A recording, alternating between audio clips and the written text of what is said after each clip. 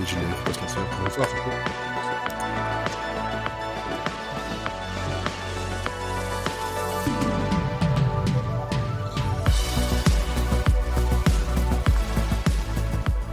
Je l'aime beaucoup le générique, mais à chaque fois que la batterie se lance, j'entends Modern Talking et ça me fait mal. C'est vrai que ça fait un peu ça. Ah, c'est vrai, voilà, c'est les années 80 de toute façon. Ah, je suis en boîte à Miami là. Ou Hotline Miami, effectivement, en très lent. En très lent, très très lent. Donc, phase B, épisode 4, saison 2, spécial peur. Hein, donc, ça va être 1 heure de boue. Boue et boue. Ah, voilà. pardon, je me lève. T'as dit C'est pas de la blague. Putain. J'ai mis un peu trop de temps à la comprendre celle-là.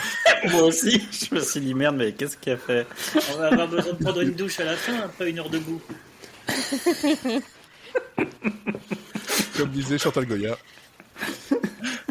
Ce soir, Jean-Jacques, debout. Voilà, exactement. On les a toutes faites, c'est bon? Je crois. Je crois, effectivement.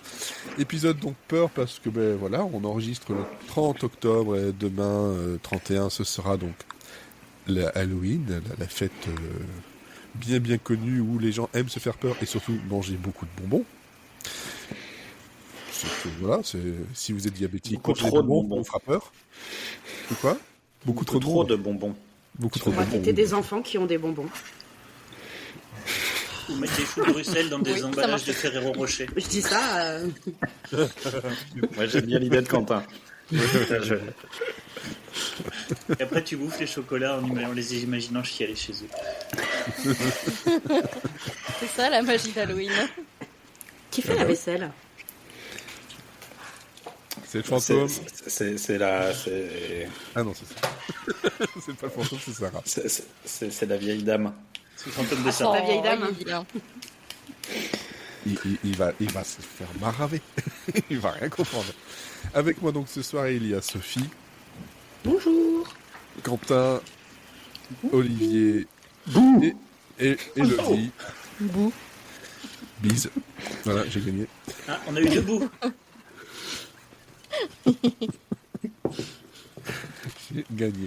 Bref, donc là on ne sait pas qui a choisi quoi. On va commencer par une petite discussion sur en général ce qui vous fait le plus peur au niveau culturel. Voilà, en off on a déjà appris quelque chose sur Sophie, je pense que c'est à peu près ça. Mais voilà, en dehors de ce que vous avez choisi comme recommandation, quels sont vos souvenirs de plus grande peur? Justement, Sophie, allez. En dehors du... Alors moi, une de mes plus grandes peurs, elle remonte, je devais avoir 4 ou 5 ans, et je devais aller à un anniversaire à McDo. Et à cette époque-là, dans les années 80, en fait, à McDo, il y avait ce putain d'enculé de Ronald McDonald pendant les anniversaires. Donc, qu'est-ce qui s'est passé? Moi, j'ai vu Ronald qui arrivait, donc j'ai couru me cacher dans le frigo du McDo. Je me suis retrouvée enfermée dans le frigo du McDo. Merci, le Ronald. trauma.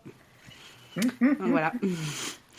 Donc, ça remonte à loin, hein, cette peur des clowns. Donc voilà, une de mes plus grosses peurs. Mais de toi-même, c'est pas lui qui t'a mis dans le frigo. T'as pas de raison. Alors, je me suis enfermée de moi-même, c'est-à-dire que j'ai couru en hurlant, il va me dévorer, je veux m'en aller. D'accord.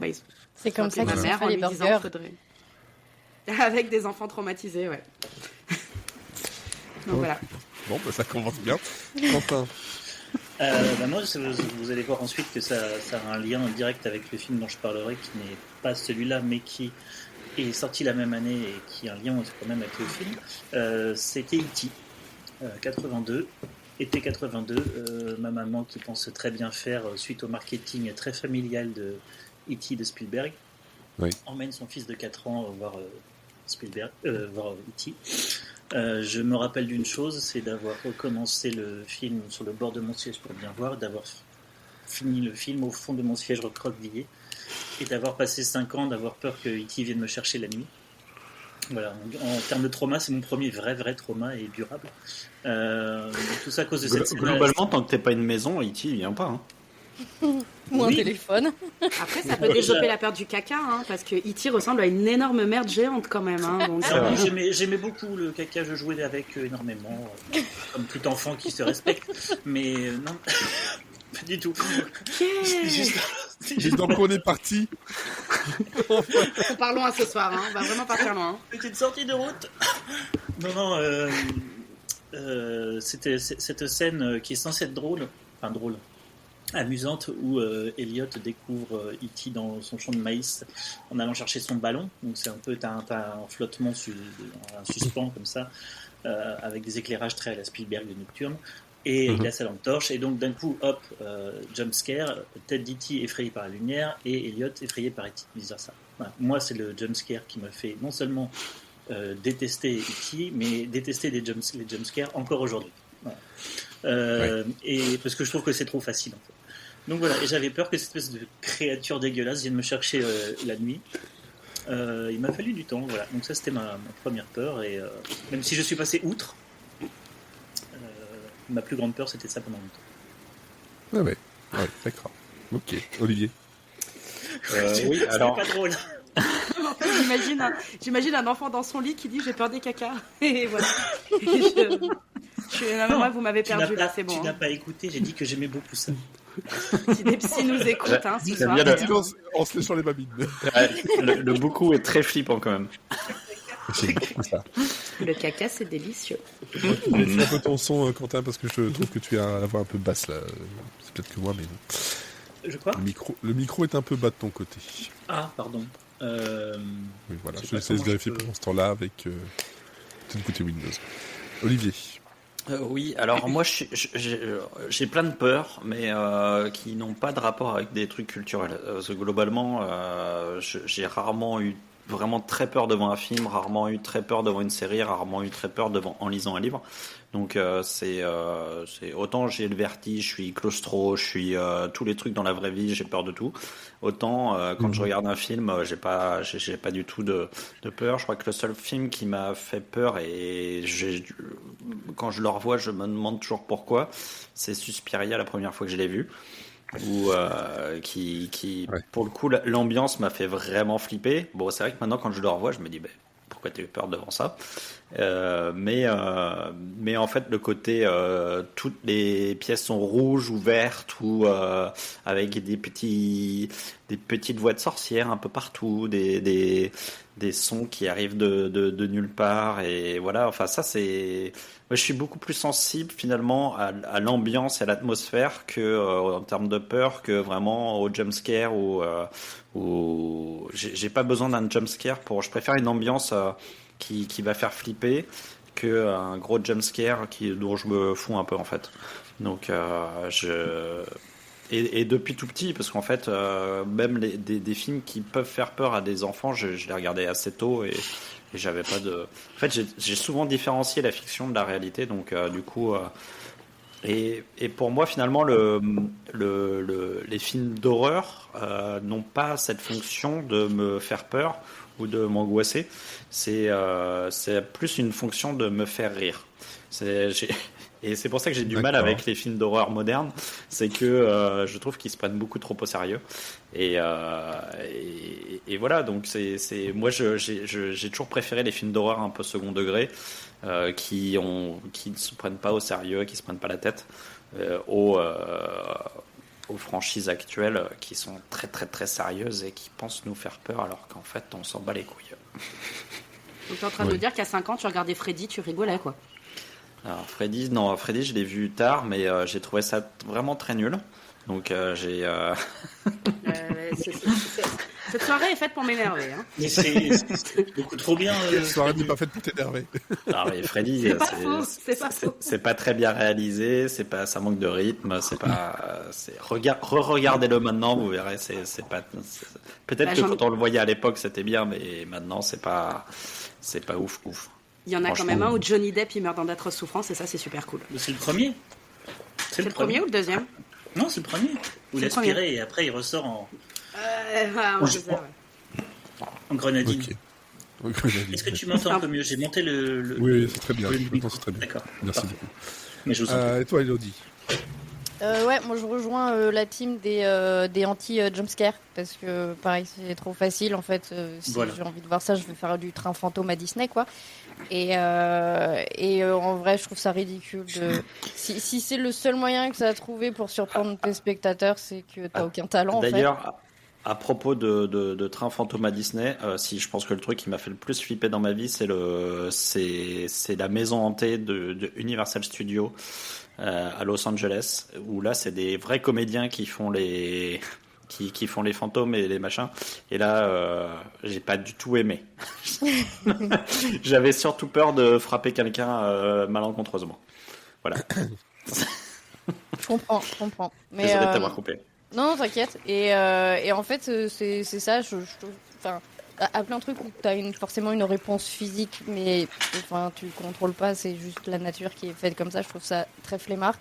Que je suis plus sensible à tout ce qui est film, jeux vidéo, où vraiment t'as une ambiance qui est installée et t'as pas forcément un monstre qui fait peur ou quelque chose. C'est vraiment C'est une vrai. ambiance plus psychologique. C'est vrai que maintenant, quand tu y penses, les Batman, le Arkham Asylum, là, il y a des scènes là-dedans où, quand je jouais à 23h dans le noir, j'étais bien flippé, quoi. J'avoue que j'ai hurlé Ouais. devant ma télé. Et mais je suis beaucoup plus sensible à ça. C'est pour ça que je préfère les vieux films considérés comme horreur, mais des années 70-80, parce qu'il y avait un vrai travail sur la photo et sur le scénario, tout bêtement. Et pas juste, oh là là, c'est une poupée qui est possédée et elle tue tous ceux qui l'adoptent. Oh là là, vraiment j'ai peur. On voit de quoi tu parles. Tu es en train de mal parler de Chucky? Il n'y a pas que ça, hein. Tous les Annabelle et compagnie, c'est Ah oui, un d'accord. peu le même style. Mais Sarah qui ne peut pas être avec nous ce soir l'est quand même via le chat et qui dit un jumpscare quand c'est bien fait et que c'est pas le cœur du film, ça peut être très efficace. T'as Comme les certains bandettes de films morue. japonais, où là vraiment on est plus sur l'ambiance et tout ça.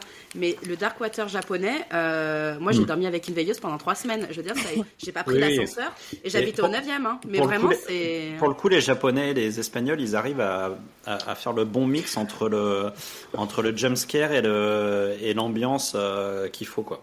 Ouais, Ils ça sont dépend. assez Parce balèzes que pour ça. tu regardes Balade attristé, c'est un enfer du début à la fin, ouais. Putain de clown. Le mec, le mec, il se repasse le visage, s'il te plaît, pour ressembler à un clown. Mais qui fait ça? Autrement qu'en cinglé. Espagne, apparemment, mais. Au téléachat, ils ont montré et ça marchait très bien. Elodie, tu avais terminé de ton côté? Ben, juste pour finir, de toute façon, je suis en fait tout ce qui est film, enfin matériel d'horreur avec tout ce qui est monstres et un peu légendes urbaines comme ça, je trouve ça pareil très drôle en fait. Il y a toujours un côté un peu ridicule et moi je préfère quand c'est vraiment sur de la psychologie humaine parce que de toute façon les humains c'est les plus tarés et les plus flippants. Et Oui. sinon c'est pour ça que j'aime beaucoup Creepshow parce que ça fait pas peur et que c'est très drôle. Regardez Car Creepshow. Creepshow. Ouais. Moi de mon côté, bon, ouais, il y avait les classiques quand j'étais beaucoup plus jeune, genre Hellraiser, parce que ouais, voilà, le Pinhead, le côté gore, tout ça, ça me dérangeait. Et puis vraiment, il y avait un côté dérangeant en fait dedans. Ça et alors surtout la chanson de fin de, je crois que c'est Amityville ou l'Exorciste, où c'est des chants d'enfants, juste des chants d'enfants sur un moment très calme. C'est le générique de fin et je trouve ça flippant. crois que c'est sais plus l'Exorciste. lequel Ah non, c'est l'Exorciste. Ah, bon, J'allais je dire sais la pas, malédiction, mais. peut-être Poltergeist aussi, ça peut Ah, être Poltergeist, non, c'est Poltergeist. je pense que voilà. Et en fait, c'est juste des la la la comme ça. Et c'est juste après bah, avoir eu tout ça, tu dis Les enfants qui chantent, c'est flippant. Hein. Une kermesse, c'est flippant. Hein. Les Vraiment. Kids United, regarde. Hein. Les Kids United, putain, Pierre Et alors, Ouais, les ouais, voilà. fêtes de fin d'année, je vous raconte pas. Mais après, il y a eu d'autres choses plus tard. C'était très dérangeant et en fait, ça, mine de rien, ça faisait quand même peur pour moi. Mais après, avec le recul, beaucoup moins. Mais la première fois où j'ai vu, et je pense que j'ai vu peut-être trop tôt aussi, quand c'est arrivé près de chez vous, le fait que ce soit noir et blanc, comme ça, très réaliste, etc., ça Ça faisait m'a un fait peu... marrer, moi. Mais tu les as quel âge? À 2 ans. j'avais- Parce que la tronçonneuse, ça m'a donné envie de travailler le bois. Il Hein. était pas Le truc, c'est que je savais pas ce que c'était, donc c'était il y a vraiment très très longtemps. Je pense que ça venait juste d'arriver genre à la télé. J'étais tombé dessus vraiment par hasard. Je me suis dit qu'est-ce que c'est ce truc-là, pourquoi c'est en noir et blanc, pourquoi ci, ça, et ça m'avait un peu traumatisé. Mais sinon, une des plus grandes peurs que j'ai eues, justement, mais c'est un rapport avec le jeu vidéo aussi, c'était le jeu Project Zero 2 Crimson Butterfly. Parce que là, c'est un truc japonais, l'ambiance bien lourde, façon Ring, mais la version japonaise aussi. Et on utilisait un appareil photo. Ça travaillait sur le côté caméra obscura. C'est-à-dire qu'en fait, l'appareil photo était le seul qui pouvait voir les esprits, les choses qui se cachaient, etc. Donc, tu passais ton temps à te balader, ça allait, hein, globalement, ça allait, voilà. Un peu comme dans un Resident Evil, où là, c'était beaucoup de jumpscares surtout. Et puis, de temps en temps, pour pouvoir résoudre les énigmes, etc., tu es obligé de prendre cet appareil photo-là et y aller très lentement. Et tu tournais très lentement. Tu étais en vue à la première personne, donc tu savais jamais ce qui pouvait arriver. Et c'était absolument flippant. Et j'ai eu beaucoup de mal. Je devais faire le test pour dire que ça date pas d'il y a si longtemps que ça, parce que c'était sur la première Xbox. Je devais faire le test pour un site qui parlait de Xbox et j'ai eu beaucoup de mal. La première Xbox, c'était il y a 20 ans quand même. Ouais, c'est ça, il y a 20 ans, donc j'étais pas petit. Mais oui, d'accord, ok. Non, j'ai dit, c'est le truc, voilà, au niveau jeu vidéo, c'est le truc là, il est encore là, il est marqué là, parce que justement, le folklore, l'ambiance, le côté... en fait, Crimson Butterfly, niveau japonais, les papillons rouges, c'est synonyme de mort. Donc voilà, il y avait tout un tas de trucs comme ça, et l'ambiance était vraiment très lourde, et j'ai eu vraiment beaucoup de mal à terminer le jeu pour écrire mon article. Je dis, je vais jamais y arriver, c'était une horreur, et à chaque fois c'était... le jeu il est bien, hein, mais je suis comme ça sur ma chaise, hein, j'en peux plus quoi. Je sais pas si j'y rejoue maintenant, si ça ferait la même chose, mais surtout que maintenant je m'y attends un peu plus. Mais ce concept là de la caméra, qui était la seule à pouvoir voir les trucs qui étaient en fait autour de toi, c'était le concept était assez flippant quoi. Voilà. Ça donne envie d'y jouer. Non, franchement le jeu est très, très cool, il était ressorti sur Wii je crois. Quand c'est la Wii, donc il y a peut-être maintenant encore une dizaine d'années. Mais le 2 était vraiment très très cool. Voilà, ça c'était mon côté. Après oui, comme toi, hein, Olivier, j'ai le vertige, la peur de la mort, ce genre de choses, les trucs classiques. Voilà. Quand vous allez voir de quoi je vais vous parler, c'est un concentré. Bon, alors, par qui on commence? Élodie. Oui. Eh bien, moi je vais vous parler. Attends, juste avant. Et il y a je Sarah vous qui disait, entends. Allô, Guilux. Sarah qui dit, moi c'était la chanson des Rapides inconnus qui me faisait peur. J'ai C'est perdu vrai mes que le clip Ouais. à l'époque, Il est Ah, bizarre. c'était le nombre de flip, fois, ouais. le Ah nombre oui. de fois où quand je regardais la cassette où il était dessus sur le truc où j'avançais, je fais, oh non, je veux pas voir ça. Alors que maintenant je le trouve très très con et très très cool en fait, mais c'est vrai qu'à l'époque, non. Et plutôt mal foutu avec des ralentis et des lumières un peu vraiment cheapos, enfin que tu vois que c'est Je de la pense que télé. ça quoi. fait, je pense que France ça fait Télévisions, 5 ans que je l'ai pas vu, moi, le truc. Faudrait que je regarde, tiens. Mais France enfin, moi, c'était Télévisions, leurs yeux injectés de rouge là. Je sais pas, ils avaient fait un truc, des yeux un peu sanguignolants. Je sais pas s'ils Mais avaient fait. dans les dents aussi. Dans les dents aussi, ouais, et dans c'est- les ongles aussi. C'était Ouais, le maquillage était pas mal foutu. Ouais. Voilà. Donc, Élodie. Je vais vous parler Oui. d'un film. Oui, C'est moi. je vous entends. Je vous entends. Connecté. Je ne vous entends pas bien, Guilux, j'ai perdu mes lunettes. C'est Overlord. Mais je précisais parce qu'il y a une chier de film qui s'appelle Overlord. Ah, du coup, c'est un jeu, parce qu'il y a un jeu aussi Overlord. Oui, aussi. Il y a une opération de guerre aussi qui s'appelle Overlord, donc. Ouais, bon, ça Il y a m'a un fait peur. petit lien. Il y a un skateboard qui vole qui s'appelle Overlord. Presque. Bon, le film. Lequel Moi celui dont je vais vous parler, c'est celui de Julius Avery qui est sorti en 2018 et qui malheureusement est sorti du catalogue Amazon il n'y a pas longtemps. Donc je l'ai regardé vraiment le dernier jour avant qu'il sorte, donc débrouillez-vous pour le voir. D'ailleurs, si vous aimez les vieux films d'horreur, genre années 70-80, Amazon Prime, ils ont un super catalogue de films que tu trouves nulle part ailleurs. Et bon, pas mal de nanars, mais Mais il aussi faut des très, encore très bons passer films. l'interface imbuvable, peu importe les mises à jour. Oui, c'est horrible Amazon, mais pas pire que Canal. Donc finalement, l'un dans l'autre. Mais non, ils ont beaucoup de vieux films que... C'est vrai. Donc Overlord. Oui. Au scénario, on a deux experts, si on peut dire, de l'horreur et de la tension. Parce que d'un côté, on a Billy Ray qui a bossé, je vous ai mis les meilleurs, attention, hein, Hunger Games, Fireplace ou encore Terminator Dark Fate. Voilà. Mais en vrai, il a fait des trucs bien aussi. Pas encore Dark Fate, ça recommence. Ça, Dark Fate. En fait, c'est un film d'horreur, c'est que tous les matins, tu te réveilles, il faut que tu regardes Dark Fate. Et il faut que tu Ah ouais, regardes la putain, fête. mais ça fait trop flipper ça. C'est pas possible. C'est ça. Et de l'autre, on a le second scénariste qui est Mark L. Smith, qui a bossé dernièrement sur The Revenant, mais qui a fait beaucoup de films de genre, genre séance. Il a fait Motel 1 et 2, il a fait Martyrs, enfin des films un peu petit budget et horrifiques. Je sais pas si c'est bien, je les ai pas vus, mais voilà, c'est un peu dans cette veine. Et surtout, en fait, il y a un casting qu'on n'attendait pas là. On a Giovanna Depo qui était dans Babylone dernièrement. On a Wyatt Russell qui était notamment dans 22 Jump Street, donc vraiment le grand écart. On a une Française, Mathilde Olivier, qui, je sais qu'on est censé ne pas parler de série, mais elle était dans Mrs. Davis dans 1899 et niveau film, elle a fait Nona et ses filles. On a Pilou Ashbeck qui était dans Game of Thrones. On a John Magaro qui était dans Orange is the New Black. Désolé, mais le mec il s'appelle Pilou, quoi. Oui, Pilou. Et c'est lui le méchant dans le film. C'est le méchant Pilou. Méchant Pilou. C'est le méchant dans comment ça s'appelle encore là, l'espèce de papingouin manchot là. Merde. Pingouin manchot. Le truc pour les enfants. Alors, manchot. Madagascar. Choupi. Non. Choupi. Voilà. Ah. Pilou, c'est Oui, dedans. c'est l'ami de Choupi, oui. Avec Pilou et Lalou. Et Pilou, c'est le méchant de Choupi. C'est ça le film d'horreur. On en est loin. Enfin, mettez pas vos enfants là-devant parce que sinon il va y avoir quelques petits traumatismes. Et surtout, en fait, aussi au casting, il y a Chouchou Yann de Castecker qui était dans Agents of Shield. Que tu sais pas trop ce qu'il fout là, mais tant mieux. Il y a aussi plein d'autres gens, mais je vous passe. Il y a vraiment. Il y a Joseph Quinn qu'on a pu voir entre autres dans Stranger Things. C'est ça. Il y a beaucoup de peuple, mais en même temps, c'est un film d'horreur, donc faut remplacer les cadavres. Donc il y a besoin de beaucoup de gens. Pour le, bah oui. Pour le scénario. Pour les bières.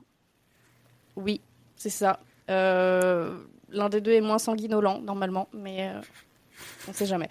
Nous sommes le 5 juin 1944. Et qu'est-ce qui se passe en 44 ? Plein de trucs. Pénurie de blé. Oui. Le film C'est d'horreur question de pour la un champion. pénurie de blé. Il faisait chaud. Et ben, non. C'est la fin de la guerre. Oui, C'est le débarquement. presque, ouais. Et ouais, on est en C'est le pleine presque guerre et débarquement. on est en Mais En les mecs gros, montaient dans les bateaux.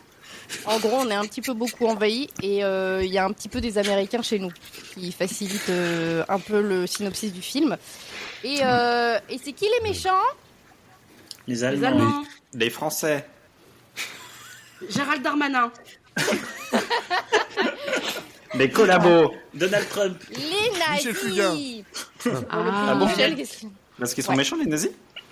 un peu. Quoi Et Méchant. Depuis ça. quand Putain, T'es- j'aime pas qu'on réinvente l'histoire comme ça. Hein. la Non, mais les gens, réécriture. ils ont la mémoire courte. Tu sais. Ouais, c'est ça. Donc bon, gros format classique de les gentils américains contre les méchants nazis. Et en fait, l'histoire, alors accrochez-vous à vos slips hein, quand même, parce que c'est un peu tiré par les cheveux, mais on a... pas trop, ça va remonter. On a...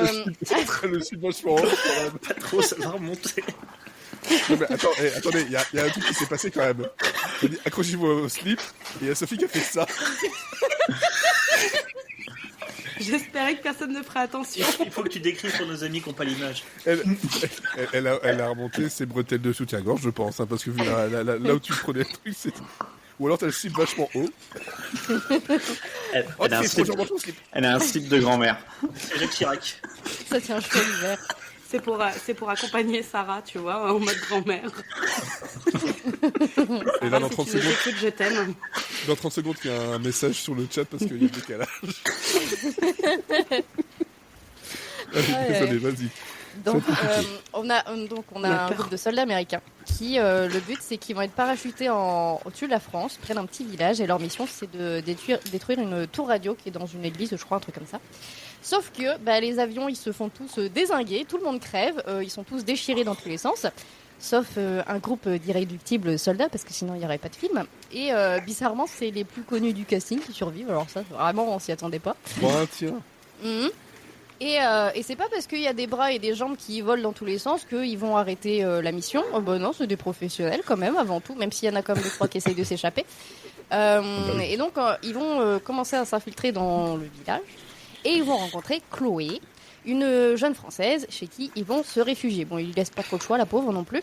Elle vit avec son petit frère et sa mère qui est soi-disant malade et planquée dans une chambre, mais surtout faut pas aller la voir, hein, non mais c'est contagieux, non mais je vous jure, hein, même si la porte est entrouverte, n'y allez pas, vas-y vous y êtes allé, bah c'est pas beau, hein. Et pareil que tu disais tout à l'heure, elle a un peu essayé de se repasser, pas que la tronche, mais ça fait un peu cet effet-là, quoi. C'est pas très joli à regarder, quoi. Faut arrêter de se repasser la tête quand même. Écoute, de la chirurgie, hein. Et en fait, d'un seul coup, il y a le capitaine des nazis qui débarque, donc le Pilou. Capitaine Pilou, non. Non, je sais plus comment il s'appelle. Il s'appelle un truc genre Wolfgang. Non, Waffner. C'est presque. Il y avait un W. Et en fait, le gars, c'est une gaufre. Et à un moment donné, il est plein de trous, hein, comme une gaufre. Voilà. Et donc en fait, il débarque chez Chloé. Donc les Américains et le gamin, ils vont se planquer dans le grenier. Et puis le problème, c'est que Capitaine Waffner, il n'est pas venu pour taper la Cosette, il est plutôt venu pour défaire sa braguette. Donc le gamin au grenier, ça s'appelle la Chloé. Voilà. Voilà. Et donc le gamin, il sait pas fermer sa gueule. Du coup, ça part en couille, ça se fracasse le crâne et ça kidnappe le capitaine. Voilà. En gros. Et pendant ce temps-là, au milieu des bois, il y a un autre Américain qui a réussi à se frayer un chemin dans les lignes ennemies pour retrouver son pote qui a été enlevé par les nazis. Alors, le pote, il n'est pas en bon état parce que... Il n'est pas la fameuse les nazis-tuations. Putain. Oh la vache. Ok. Allez. Je pense qu'on peut finir le podcast là-dessus. Hein. Ouais. On aura suffisamment peur là. Ça. Et en fait, c'est pas vraiment une base militaire, c'est plutôt une base médicale où on fait des expériences médicales, parce que je rappelle, c'est des nazis, hein, donc évidemment. Et les expériences, en fait, on branche des gens à des gros tuyaux pour essayer d'en extraire des trucs visqueux et faire des sérums qu'on s'injecte pour faire des Captain America, même version nazie. Ah oui, mais c'est Return to Castle Wolfenstein, ça, c'est le jeu. J'ai connu ça. Oui, c'est un peu ça, oui. Après, Et puis il y a des genres de cocons où les gens ils sont encore vivants dedans, puis ils souffrent martyrs, puis c'est horrible en fait. Puis il y a des monstres aussi, une fois qu'ils sont injectés, trucs de nazis, quoi. Oui. Voilà, donc ça c'est un peu le synopsis, un peu décousu, mais voilà, ça fait un peu nanardesque, je vous le cache pas. Mais en vrai, le film il est bien. Vous l'aurez deviné, c'est surtout un film dégueulasse, hein, c'est très gore. C'est aussi ça qui fait que ça flirte un peu avec le nanar, c'est que tout est un peu exagéré, ça va très très loin. Mais en fait, comme le casting est hyper bon, que en vrai la photographie est pas mauvaise, il y a des bonnes idées aussi de décor, je ne détaillerai pas parce que c'est dégueu. Mais voilà, et puis il y a un vrai sens du rythme, ça sait gérer la tension. On n'a pas vraiment le temps de s'apercevoir qu'il y a des trucs, c'est un peu nul quand même. Ça joue un peu les poncifs de l'horreur. Mais l'avantage, c'est que c'est pas un film train fantôme, il n'y a pas vraiment de jumpscare, c'est vraiment juste du gore et pour le coup, il y a une vraie histoire derrière. Et voilà, donc si vous êtes comme moi et que vous sursautez au moindre mouvement, bah là c'est ok. Par contre, vous allez passer à peu près 2 heures à serrer les fesses parce que vous allez avoir mal pour eux. Ça joue un peu sur la peur du médical et si vous aimez pas les aiguilles et trucs visqueux et ce genre de trucs. Enfin, c'est plus, voilà, pour les gens qui n'aiment pas les hôpitaux comme moi, ça marche très bien. Donc Overlord, peut-être un jour ça reviendra sur Amazon, espérez, sinon bah demandez à votre tonton américain. Oui, voilà, effectivement. Mais ouais, effectivement, ça fait très nanar, qui a eu du budget et un peu plus de réflexion. Parce que globalement, tout ce que tu nous racontes là, c'est dans 1 milliard de nanars avec des nazis. Et il manque plus que les nazis zombies ou les nazis zombies font du ski et c'est parti. Hein. Non, mais vraiment, il y a au niveau scénario. Ça existe des nazis zombies qui font du ski. Hein. Oui, c'est Death Snow. Vu... Oui, je sais. Ouais, c'est incroyable. Les nazis surfeurs aussi. Les nazis surfeurs, oui. Puis n'oubliez pas, hein, dans Iron Sky, il perd sur un incroyable ce film. Non, mais c'est Voilà, vrai, sur il y a rien d'original, mais après c'est plutôt en termes de photographie et de mise en scène que c'est plutôt sympa. Ouais, moi, le fait que ce soit gore, dégueu, ces genres de choses, Ouais, non, mais je ça, c'est comprends, genre ça peut être qui butant. me fatigue très vite en fait. Oui, c'est bon, j'ai compris. Toi, les trucs dans ce genre-là, c'est un peu comme les jumpscares pour certains. Moi, c'est ah tiens, du sang. Ah, t'as découpé une tête. Ah ouais, ok, c'est bon. Et puis j'arrête. Pas envie de vomir non plus.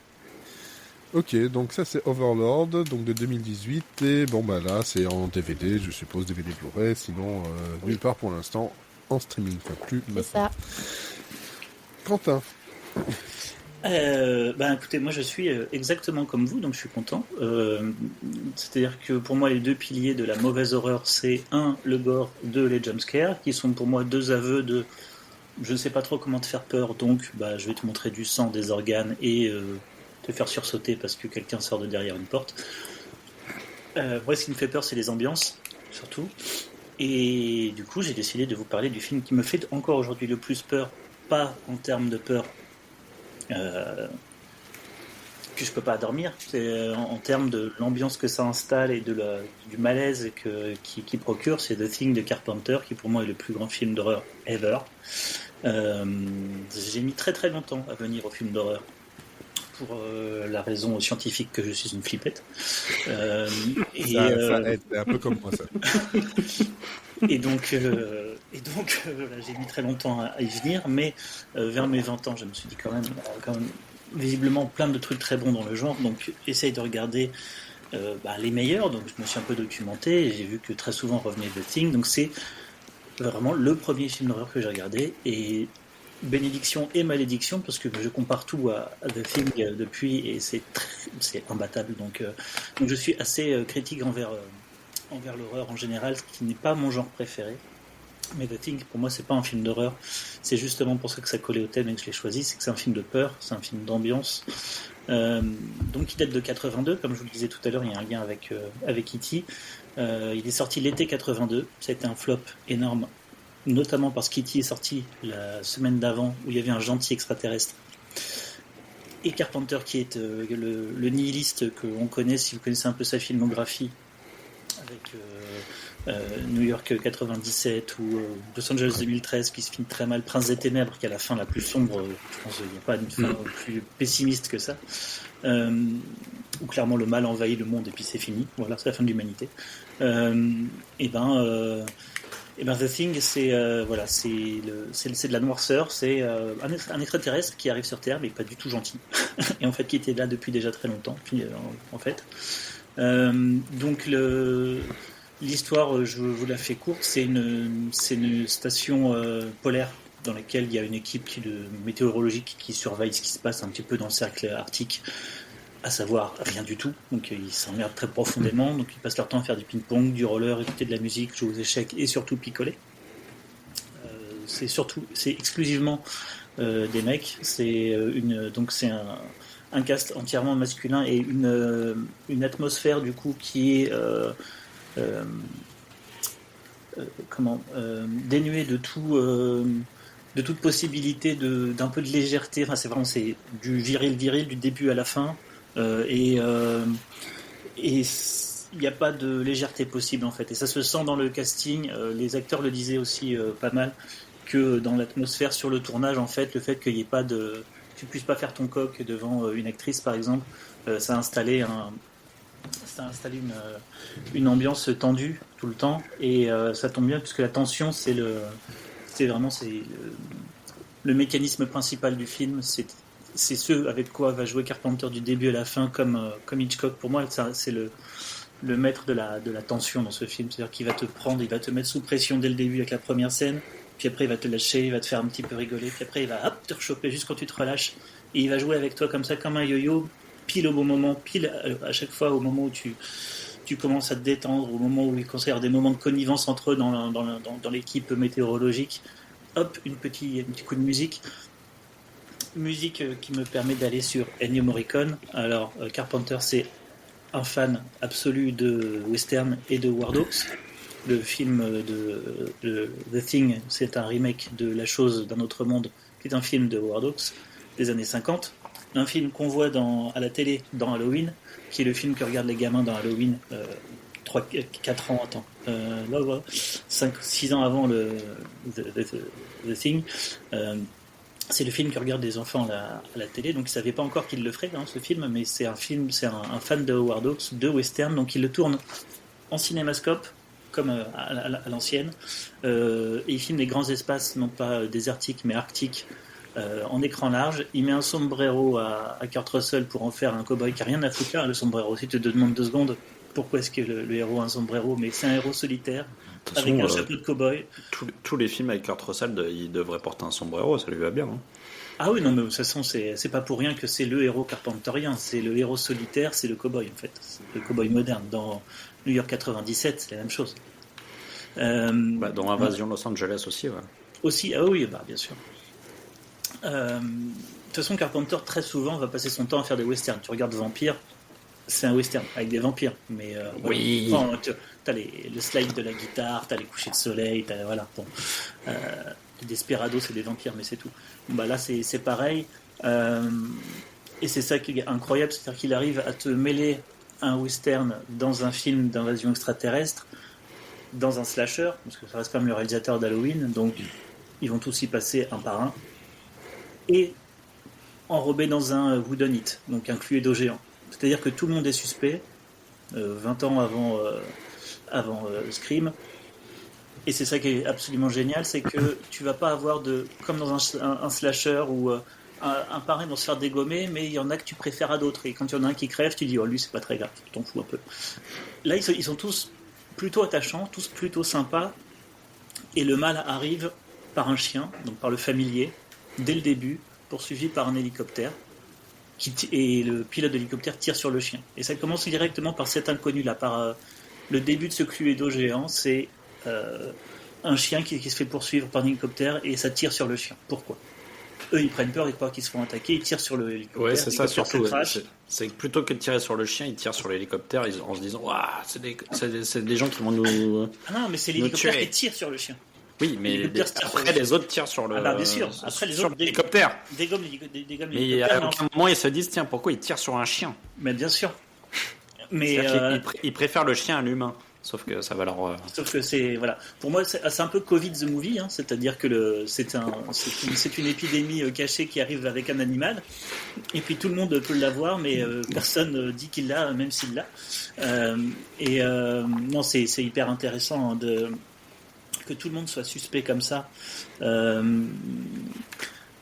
ne pense pas en plus, ce qui est absolument génial, c'est que quand tu es infesté par la chose d'un autre monde, tu ne le sais pas. Donc de bonne foi, tu dis non, je suis normal, jusqu'au moment où le truc se manifeste. Et donc c'est cette invasion du familier par un chien dans une station polaire, donc qui fait un huis clos absolument génial. Bon, le cast est incroyable de second rôle des années 80, vous regardez tous, ils ont tous fait des trucs formidables. Le docteur avec sa grosse moustache, il était dans La Firme par exemple. C'est que des seconds rôles de luxe en fait. Voilà. Ce qui fait du coup un ensemble, un cast d'ensemble absolument génial en fait. Je ne peux pas avoir de superlatif assez fort pour les effets spéciaux de Rob Bottin qui était tout jeune, qui avait une 20aine d'années, qui a placé la barre au sommet avec ce film très très vite. Il a moins travaillé dans les années 90 avec l'arrivée des effets numériques, mais je pense que on est en 82, toutes les années 80 ont couru après la reproduction des effets de The Thing sans jamais les atteindre, parce que c'était quasiment que de l'organique en fait. Donc la tête qui s'arrache doucement, qui tombe comme ça avec une espèce de vert là. C'est un vrai monsieur. C'est un vrai monsieur qu'ils ont vraiment tué, bien sûr. Non, c'était du chewing-gum, etc. Il y avait un milliard d'astuces, de trucs dégueulasses, mais qui fonctionnent. Enfin, cette scène où le ventre s'ouvre, ensuite la tête se détache, ça devient une araignée. Enfin, c'est incroyable. Je veux pas rentrer dans tous les détails pour trop spoiler ceux qui ne l'ont pas vu, parce que c'est vraiment un chef-d'œuvre. Ce qui fait que ça tient encore la route aujourd'hui, c'est que comme tout, c'est que c'est avant tout un whodunit, une enquête. Et tout comme, je sais pas, à couteau tiré, n'importe quel bon film d'Agatha Christie, même si tu le connais par cœur, même si tu connais le coupable, en fait c'est tellement bien réalisé, c'est tellement bien rythmé, ça appuie tellement bien au bon moment en termes de tension, ça te chope tellement au bon moment, ça te relâche juste comme il faut que même si tu le connais, en plus avec la bonne musique et les bons acteurs, bah, c'est phénoménal et ça te met cette ambiance en fait oppressante, permanente, c'est ça que j'adore et qui fait peur. Ce qui est étonnant pour un Whodunit, malgré tout, c'est qu'il y a relativement peu de paroles. Ah oui, oui. Et en fait, tout se passe beaucoup par l'attitude des gens qui le composent, quoi. C'est-à-dire que en fait, c'est beaucoup de regards et chacun se regarde, se jauge et essaie de déterminer qui est l'alien, quoi. Donc c'est ça. Et en fait, c'est ce qu'on disait, sur le clip des inconnus avec le maquillage, etc. pour montrer qu'ils sont méchants.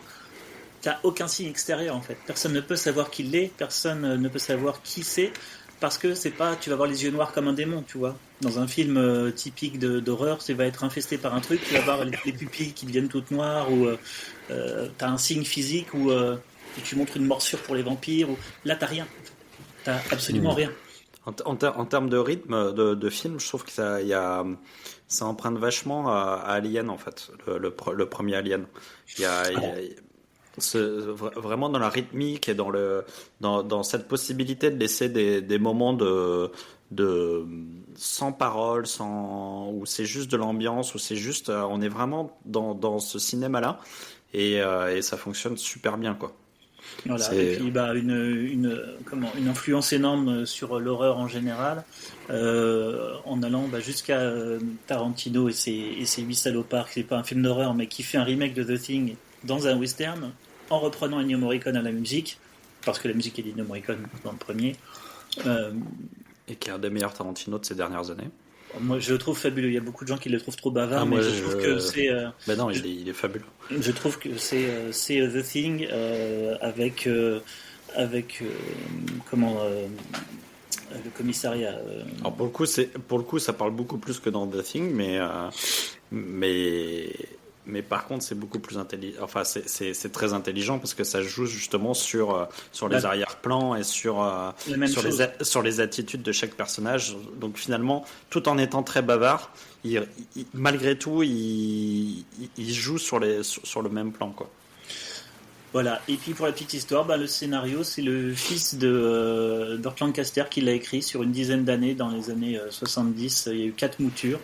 Il a écrit très peu de scénarios, mais il a fait le meilleur scénario d'horreur du monde, quoi. Ok, très bien. Donc The Thing. Voilà. Alors, j'ai l'impression qu'on va rester dans le cinéma pour cet épisode.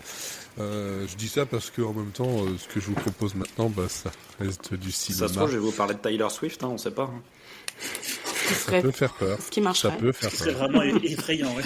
Après, c'est marrant parce que quand vous dites ouais, les trucs un peu caca et tout, enfin, je veux dire, dans The Thing, il y a quand même des trucs hyper crasse-pout et qui sont vraiment, vraiment dégueulasses, quoi.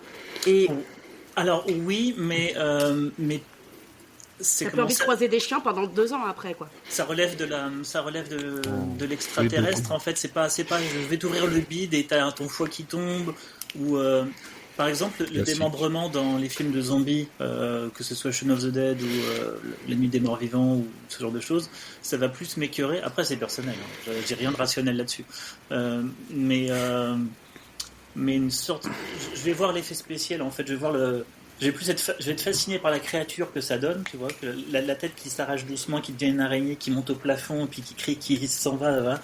Je trouve ça incroyable, alors que plus que on va t'ouvrir le bide et t'as les tripes qui sortent, tu vois. Je trouvais ça plus recherché, moins gratos, mais après c'est... Ouais, en fait, c'est comme tout dépend de ce que t'en fais, en fait. Oui, pour moi ça raconte quelque chose, en fait. Ça raconte quelque chose, ça sert le propos, voilà. Alors que du gore pour du gore. Ouais, et puis c'est juste chiant, quoi. C'est pareil, c'est-à-dire que quand Romero il fait La Nuit des Morts Vivants ou il fait Zombie, et c'est des choses aussi qu'on n'a jamais vues. Oui, Donc maintenant on voit ça partout, mais c'est vrai qu'à l'époque quand il monte des tripes qui sortent et il monte des zombies qui mangent des gens, en fait les gens ils ont jamais vu ça, donc ils prennent ça sur le grand écran et puis ça leur fait quelque chose quoi. Donc c'est vrai que nous maintenant on regarde ça, on se dit tout le monde l'a fait, c'est facile à faire et puis voilà quoi. Donc il faut qu'il y ait un truc en plus, faut que ça serve un scénario, mais comme tout effet spécial, comme tout dialogue, comme tout cadre, comme tout... En fait, comme chaque petit détail de chaque film doit servir une histoire et un scénario, quoi. Absolument, Tout à absolument. fait. Alors, dans les éléments qui servent une histoire et un scénario, comme ça j'enchaîne avec ma recommandation. Je vous ai demandé tout à l'heure si vous aviez des sons à passer ou pas. Parce qu'en fait, moi j'en avais un, je me suis dit tant qu'à faire, comme ça tout le monde peut en avoir un. Je vais le passer là tout de suite. Pas de clown, hein. We've only just begun to live. Voilà, cette chanson-là, je peux plus l'entendre. C'est la chanson des Carpenters, qui est très très belle à l'origine. Mais à cause de ce film-là, je peux plus l'entendre sans penser en fait à ce film, qui est La Chambre 1408. Je sais pas si vous connaissez. Ouais. Voilà, C'est pas avec John Cusack? Si, c'est avec John Cusack et Samuel L. Jackson. Et aussi une petite apparition de Tony Shalhoub, tant qu'à faire. Il dure pas, il n'est pas là longtemps, mais voilà. Qui est en fait tiré d'un recueil de nouvelles de Stephen King qui est Tout est fatal. Et donc c'est une des histoires qui s'appelle 1408. Et de quoi ça parle? Mais en fait on est sur un auteur, donc Mike Henslin, qui est joué par John Cusack, qui lui en fait fait le tour des motels et hôtels hantés, voilà, pour écrire des choses dessus, savoir s'il a vécu quelque chose ou pas de paranormal par là-bas. Et puis justement il tombe sur une présentation d'un hôtel qui est l'hôtel Dolphin à New York, où la chambre 1408 en fait il s'est passé d'énormes choses très très très très très flippantes, des personnes qui se sont Il y a Jack Nicholson dedans. non, il n'y a pas Jack Nicholson dedans. Non, lui, il était au bar. Ouais, il était au bar. Il y a Vincent D'Onofrio aussi dans les seconds Ah, rôles. et là je comprends qu'il ait peur, ouais. Voilà, on peut avoir peur. Non, mais voilà, c'est des personnes qui, depuis les années 1800, etc., se sont défenestrées, des gens qui ont brûlé, une personne qui est devenue folle et s'est enlevé les yeux parce qu'elle avait plus besoin de ses yeux. Enfin, voilà, des choses très très sympas. Qui a besoin de ses yeux en même temps. S'il avait plus besoin en même temps. Qui lit ça, et puis en fait, lui, il est un peu blasé parce que tout ce qu'on lui en va faire, il se passe rien. Les gens lui racontent, oui, il s'est passé ça, et puis il trouve qu'il se passe rien, donc bof, voilà, il est un peu blasé. Et son éditeur lui dit, tu vas aller là-bas, même s'il refuse de te louer la chambre, les avocats sont là pour ça, et en fait, vraiment, le patron de l'hôtel, donc joué par Samuel L. Jackson, lui dit, non, en fait, vous en reviendrez pas vivant, vous resterez même pas une heure. Il fait, non, moi c'est bon, je prends la chambre pour une nuit. Il fait, ok, d'accord, c'est à vos risques et périls. Et bien entendu, dans cette chambre, parce que le film les 3/4, voire même un peu plus que ça, vont se passer dans cette fameuse chambre, où rien ne va se passer comme il faut, avec du surnaturel. C'est vraiment un huis clos qui joue sur une ambiance vraiment qui est tendue. De tout le long, au début du film, tout ça, tu dis oui, c'est un peu léger. Puis dès qu'il rentre, tu sens vraiment la chape de plomb qui tombe dessus, mais vraiment niveau de l'image, niveau de l'ambiance, niveau du son, du jeu de John Cusack, qui est absolument génial dans ce film-là. Vraiment, il est vraiment très très très bon. Et on va jouer sur de la peur. Il y aura un peu de jumpscare, très peu, mais très bien utilisé.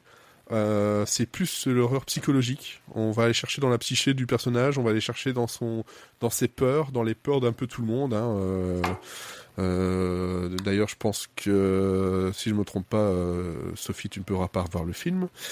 Il y a un personnage qui ne permettra pas. Voilà. Un putain de clown. Un putain de clown, oui. Entre autres. Et on a vraiment ce truc-là où la musique que je vous ai passée là, à un moment donné, elle arrive comme ça, tout à fait au hasard, dans une scène de calme. t'as le radio réveil qui s'allume d'un coup sur cette chanson. Lui, il est là, mais qu'est-ce qui se passe? Il pense juste qu'il y a des problèmes d'électricité, le chauffage qui est pété, qui fonctionne pas, il fait super chaud, et personne ne veut rentrer dans cette chambre, même pas le réparateur, qui lui dit vous tapez sur ce truc-là, ça marchera.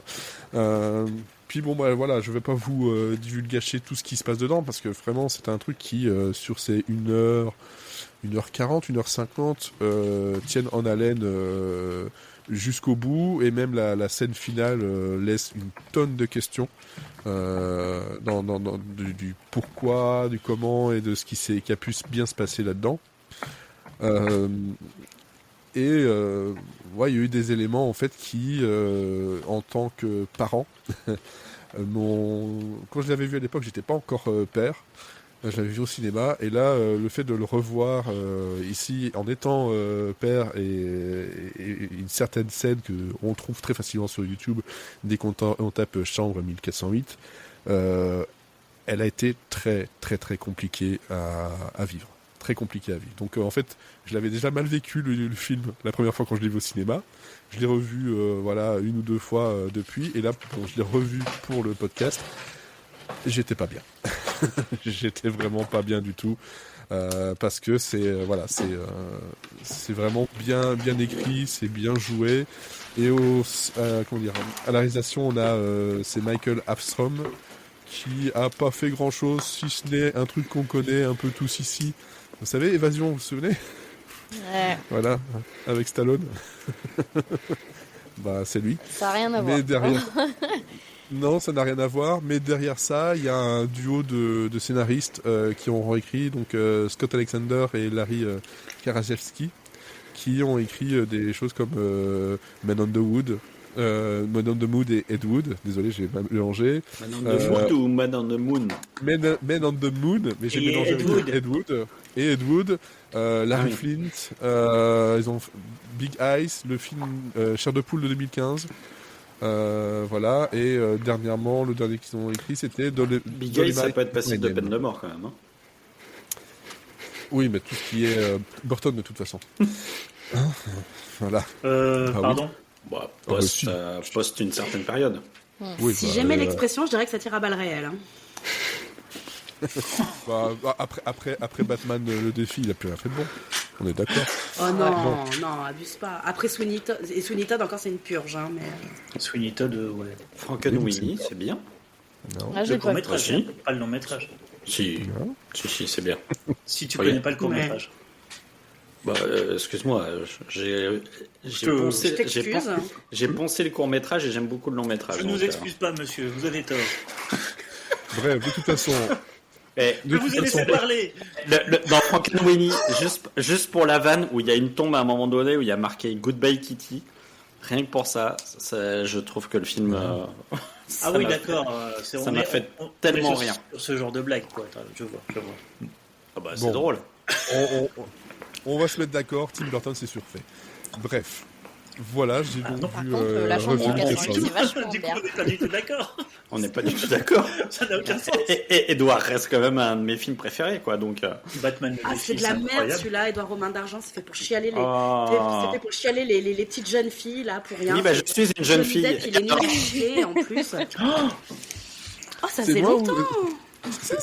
C'est l'IA ou c'est pour de vrai le remake avec Timothée Chalamet? Je suis tombée dessus sur Willy TikTok, Wonka. je me posais la question. Attendez, Edouard. j'ai Willy loupé un Wonka. truc. Non, je pense que c'est pour la blague ou le SNL ou une connerie de ce genre, mais ça n'a Non, pas été non, annoncé. non. Parce que le je sais SNL, qu'il c'est doit pas faire passé dans le Wonka, mais Ouais, mais j'ai vu ça passer, je me suis dit peut-être regardé sur l'IA Google, qui a hein. fait un truc. De toute façon, c'est Parce une que dans les blague scènes, c'est lui sûr tout que seul, Chalamet. Comme c'est Oui, les gars déjà, de il faut Burton. arrêter avec Timothée Chalamet. Déjà, il faut arrêter tout court. Quoi. Ah, d'accord. Donc, c'est la fin du cinéma, quoi. Non, il faut arrêter avec c'est une Timothée pub pour le Chalamet. Super Bowl, Fred. C'est une pub pour le Super Bowl. Ah, ok, d'accord. Parce que je me suis dit, putain, il va remplacer Depp dans tous ses films, ça va être vachement bien. Bref. Ça pourra pas être T'imagines, pire, ce hein. serait drôle en même temps.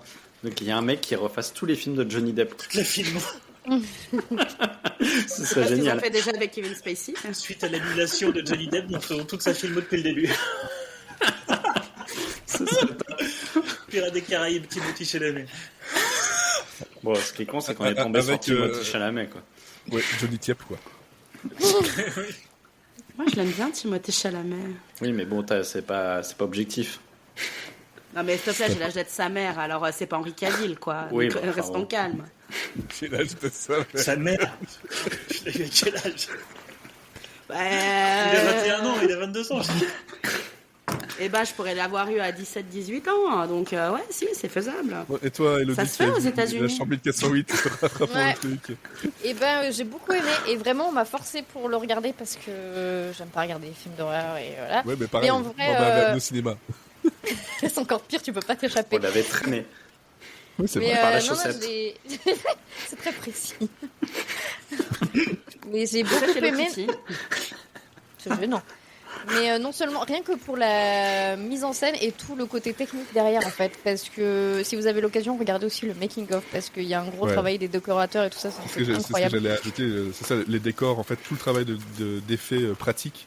Comme Ouais. tu disais, voilà, Quentin, là, c'est beaucoup d'effets pratiques et les décors, la destruction même du décor, sachant que ça ne se passe que là-dedans, dans cette fameuse chambre, c'est absolument fou et ça marche encore très très bien maintenant. Le seul truc que je pourrais trouver un peu, le seul bémol que je pourrais trouver, c'est un peu la réaction de fin du patron de l'hôtel qui est un peu cliché, mais pour le reste, c'est un sans faute, quoi. Il faut vraiment le voir. Et vous pourrez plus entendre cette chanson des Carpenters non plus. Non, mais le film, il est flippant, mais après, j'aime bien, moi, c'est comme... j'adore les réactions des héros qui sont complètement teubés au début, genre, tu es dans une chambre hantée, on te l'a dit à peu près une demi-heure avant, mais mec, c'est pas un problème d'électricité, arrête de taper sur ta télé, je veux dire, elle est hantée, arrête. Et j'adore Ouais. les gens qui essayent de rester rationnels, en fait, dans ce genre de film, et c'est là où je Ouais, commence c'est à clair. flipper, moi, en fait, parce que je me dis, Ben, qu'est-ce qui pourrait mal se passer, en fait. C'est ça le truc, c'est que le mec, on le voit, il est tellement blasé. Donc en fait, pour lui, c'est pas possible. Ça n'existe pas. Il le dit dans les séances d'autographe, ça n'existe pas. Les fantômes n'existent pas. Si ça peut vous faire plaisir, voilà. Il est vraiment tellement blasé que là, en fait, c'est vraiment le côté, le karma qui se retourne contre lui. Sur le chat, Aurélien dit qu'il y a deux fins. Oui, effectivement, sur le Blu-ray et le DVD, en fait, il y a une fin alternative qui est encore plus dark que la fin que l'on peut voir sur... il est sur Netflix, de toute façon. Donc vous pouvez le voir assez facilement. Et les deux fins, moi, je trouve qu'elles ont quelque chose à offrir, réellement, à l'histoire. C'est pas genre, bah oui, celle-là, elle est pas top, et l'autre, elle est mieux. Je trouve que la deuxième fin... elle tape encore plus fort sur le point justement du côté papa et c'est encore plus douloureux. Donc moi, j'étais bien content de le revoir avec la fin, l'autre qui est quand même déjà compliqué mais beaucoup moins que celle-là.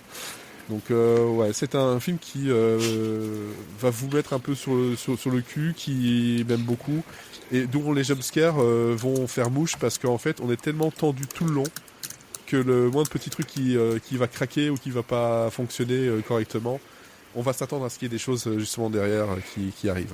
Ouais, puis il y a un super rythme parce que ça fait vraiment un film un peu locomotive où le début, faut avouer, il est quand même assez lent, le temps que ça se mette en place. Mais en Ouais, fait, ouais. il y a un rythme qui va de plus en plus vite et à la fin, tout s'enchaîne et tu restes tendu Bah, il y a jusqu'à un la compte- fin, quoi. Voilà, je sais pas si c'est un spoil, mais il y a un compte à rebours qui va se lancer à un moment donné, un compte à rebours d'1 heure. Et effectivement, ça va jouer beaucoup. Et si je me trompe pas, j'ai revérifié ce compte à rebours d'1 heure. En fait, il est en temps réel. Donc je trouve ça assez malin dans l'histoire, dans le rythme qu'on donne au film. Et franchement, pour moi, c'est une grande réussite parce que des réussites d'adaptation de Stephen King, il y en a pas tant que ça. Faut bien l'avouer. Hein, on en a vu. Hein. Ça, c'est sûr qu'il y en a pas tant que ça. Voilà. Surtout des bonnes, quoi. Pas tant que ça. Ouais, pas tant que ça, effectivement. Donc voilà, moi je vous conseille ce film-là qui Ah oui, peut vous faire oui, flipper. c'est sûr qu'en termes de quantité, il y en a beaucoup.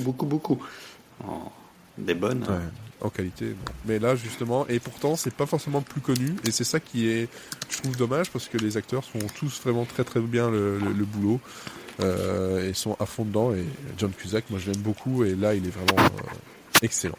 Excellent. Aïe. Oula, il y a un truc qui tapait dans Ouais, les c'est- oreilles. C'est Quentin qui J'ai a bougé souffert son des PC, oreilles, ouais. je pense. Son Ah non, micro, je sais C'était pas. le jumpscare du podcast. Voilà. Le podcast est maudit. Et voilà. la vaisselle. Est-ce que ton choix est maudit, Sophie? Bah évidemment. Alors, moi j'ai vachement hésité parce que contrairement à vous, moi je suis une immense flippette, c'est-à-dire que tu mets un jumpscare, je fais des cauchemars pendant 4 jours, tu vois. Je crois qu'on est tous des flippettes là. On est tous des flippettes, hein. On a été Ah, mais moi attendus. j'aime bien en fait. Moi j'adore à une époque à Halloween. En fait, nous on n'aime pas. Ouais, mais moi en Nous, fait j'aime bien me faire peur, sauf qu'après je dors pas pendant des semaines. Et mon mec il est blasé parce qu'on dort avec une loupiote et ça le fait chier. Bah, tu m'étonnes. Mais moi j'adore les Tu dors dans slashers. le salon quoi. En plus, mon canapé est hyper confort, mais c'est un autre Alors. sujet. Mais moi, j'adore en fait, et je me suis tâtée en fait pendant à vraiment choisir. C'est parfaitement dégueulasse. Je me suis, j'ai vraiment, j'ai hésité parce qu'au début, je me disais, c'est quoi pour moi le film de Halloween? Et pour moi, c'est Scream. Et donc après, je me suis dit, un film de Wes Craven, mais du coup, peut-être La Colline à des yeux, mais je préfère la version d'Alexandre Aja. Après, je me suis comme dit, tous les films de Wes Craven quoi. Et ben pour le coup, On je préfère les préfère la remakes. version. Non, bah non. Calme-toi, Quentin. Il y a que La Colline à des yeux que je préfère d'Alexandre Aja. Après, je me suis dit, quel est le film qui m'a le plus fait flipper, où j'ai failli faire littéralement un AVC dans le ciné, et c'était Kairo, un film japonais que je ne vous recommande pas si vous voulez dormir un jour dans votre vie, tellement il J'ai fait vu ça il y a peur. longtemps ouais. Ah, moi, c'est le film, vraiment, je peux plus. J'ai voulu en parler, je me suis dit, ça implique de le revoir. Et impliquer de le revoir, ça implique de prendre des médicaments pour dormir tellement il me fait flipper, donc non. Et après, je me suis dit, horreur, de quoi je vais parler? Et du coup, je vais parler d'un truc qui m'a traumatisée et encore aujourd'hui. Un putain de livre qui est incroyable, mais qui me fait flipper sa mère et qui parle d'un putain de clown, c'est-à-dire ça de Stephen King. Voilà, donc je pense que Stephen King est quand Chanson même... des téléphones bien connus d'ailleurs. Ça se sent que c'est toi. Oh putain, je me casse. C'est vraiment vraiment toi. Ça se sent. Oui, ça. J'aurais dû te faire bouffer des olives, toi, la semaine dernière. Et donc, du coup, c'est Stephen King qui, quand même, est un maître de l'horreur. Donc, livre sorti en 1988 en France et en 86 aux États-Unis, qui a été quand même... qui a super bien marché, puisqu'il a été pendant 14 semaines aux États-Unis, premier à la première place des ventes là-bas, et qui, parmi tous les lecteurs de Stephen King, c'est le deuxième préféré des gens. Ne me demandez pas quel est le premier, j'en sais rien. Non, mais parce que je Tout le m'en monde l'a fous. oublié. Oh putain, ça va être dur. C'est pas Christine, justement?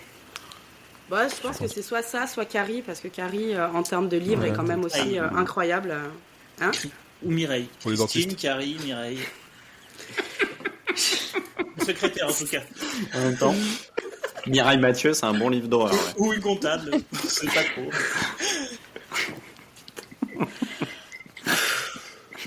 Allez, on continue. Ah, dites-moi quand je peux y aller. Hein. Bah, vas-y. Titre. Non, mais tant qu'à me torpiller, j'y vais aussi. Hein. Titre.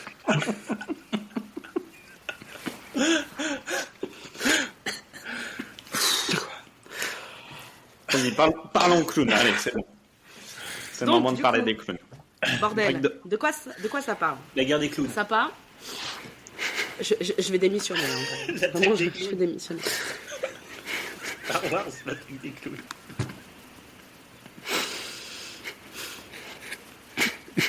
Ce qui fait plus rire, c'est Elodie qui reste sérieux. Elle n'entend pas en fait, elle a coupé le son. Ouais, Non, c'est...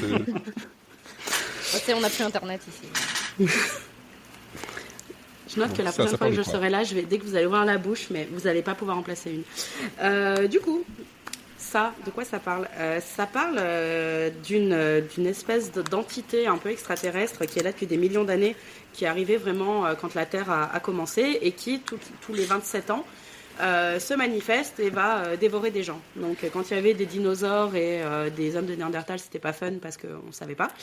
Mais en fait, au fur et à mesure qu'il y a eu des gens, tout ça, en fait, elle a commencé à s'en prendre aux gens et plus spécialement aux enfants, parce que cette saloperie de ce clown de sa race, en fait, préfère manger les enfants, parce qu'en fait, ils ont des peurs qui sont plus faciles en fait à représenter. Ça va être j'ai peur des avions, j'ai peur des clowns, j'ai peur du noir, tout ça. Donc c'est non, tu te tais. Et je voulais savoir tu me laisses parler. S'il et était après, clown tu aussi. poseras tes questions. Je l'ai buté. Merci Fred.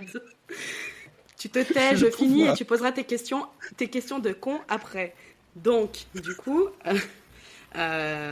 donc ça, en fait, elle préfère s'en prendre aux enfants.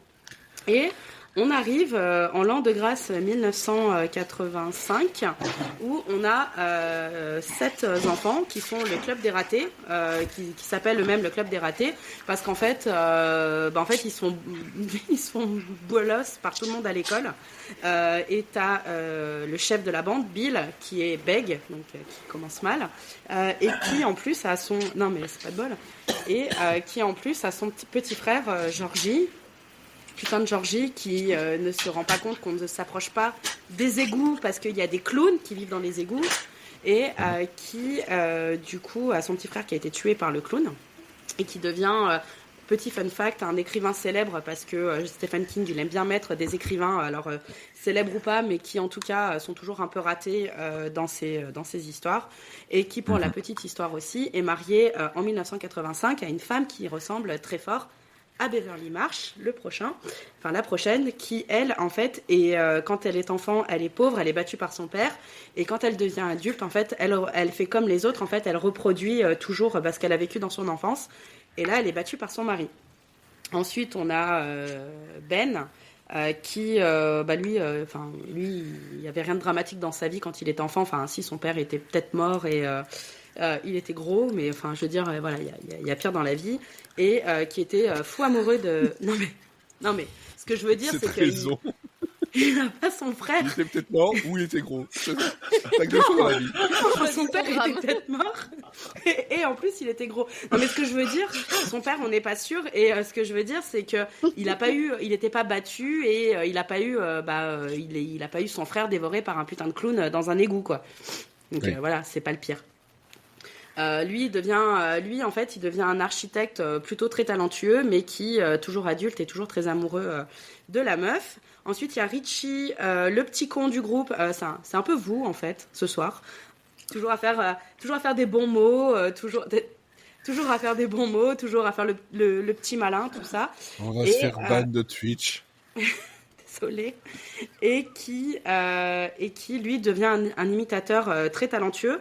En fait, ils ont tous en 85, ils ont tous réussi leur vie professionnelle, mais leur vie personnelle, c'est pas ouf, puisque t'as par exemple Eddie, qui était très effacé quand il était gamin, qui était complètement la victime de tout le monde, même de ses potes, qui était dominé par sa mère et ensuite par sa femme. Et puis les deux derniers, ça va être Stan, qui était persécuté, je sais que vous allez rire, mais qui était persécuté parce qu'il était juif, et c'est pas drôle, mais je ris nerveusement à cause de vous, et qui ensuite, du coup, lui va refuser de venir. Je sais, mais c'est de votre faute. J'ai anticipé, j'ai auto-anticipé les vannes, et qui ensuite va se finir par se suicider. Et le dernier qui va rejoindre le groupe un peu tardivement, Mike, qui lui est, qui dans les années 50-60, lui se fait persécuter parce qu'il est noir, mais en fait c'est le seul qui est resté dans le petit patelin où ils habitaient, et qui du coup est vraiment la mémoire du groupe, puisqu'en fait tous sont partis et ont oublié ce qu'ils ont vécu pendant leur enfance, mais par contre Mike est resté, donc lui en fait il se souvient de tout ce qui s'est passé. Et ce qui est intéressant dans le livre, c'est que en fait ça joue vachement sur tout ce que toi tu vas imaginer,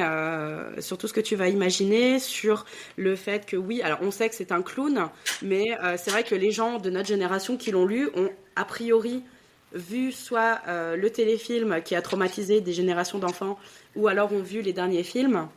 Et du coup, vont un peu imaginer les personnages comme ça. Après, c'est pas un livre. Enfin, moi, je l'ai en 2 livres parce qu'il est en 2 parties, mais c'est pas, c'est pas des livres qui sont faciles à lire. Parce que il y a beaucoup de va-et-vient entre le passé et le présent, et c'est vrai que en plus, tu as des fois le point de vue de ça.